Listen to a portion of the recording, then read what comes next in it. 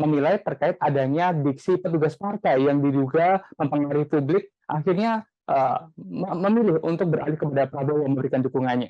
Menurut Bang Rey, apakah ada faktor lain lagi, Bang? Kenapa akhirnya saat ini Prabowo sangat di atas angin melampaui elektabilitas Ganjar dan juga Anies? Iya, saya kira apa yang disebutkan oleh banyak pengamat itu tepat gitu ya.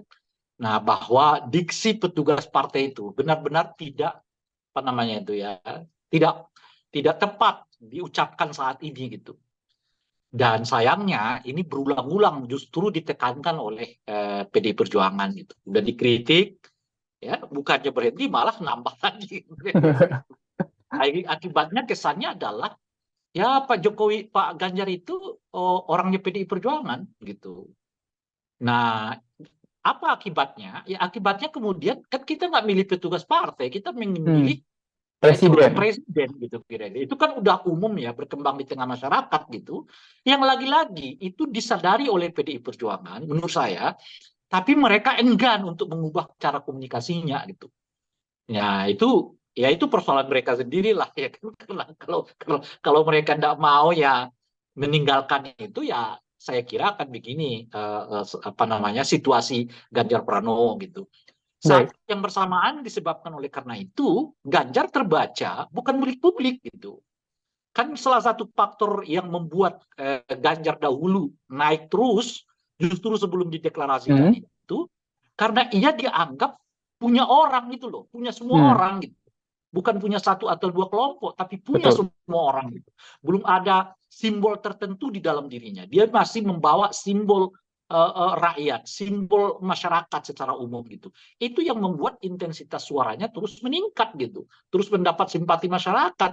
Justru kan anehnya Ganjar ini dideklarasikan bukan meningkat, justru nurun gitu loh, Pak. Betul. Kenapa dia nurun? Ya karena ada asosiasi itu bahwa seolah-olah Ganjar itu bukan milik rakyat tapi milik partai tertentu gitu.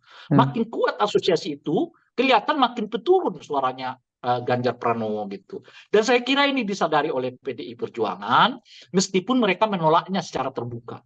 Ya kan mereka menolak kenyataan ini secara terbuka dengan mengatakan nggak ada yang salah dengan diksi petugas partai itu. Kita tidak sedang berbicara apakah diksi itu salah atau benar gitu. ya, Itu yang mau kita bicarakan. Diksi itu tidak menguntungkan secara elektoral kepada calon yang Anda dukung gitu loh. Ini ya. bukan soal benar atau tidak, soal apa namanya itu tepat atau tidak. Ini soal kenyataannya diksi petugas partai yang diulang-ulang itu tidak menyebabkan ya kenaikan suara yang mereka dukung, yang ada adalah malah menurun gitu. Ini yang faktor Hmm, kedua. Nah, saya kira faktor ketiga tidak bisa tidak ya.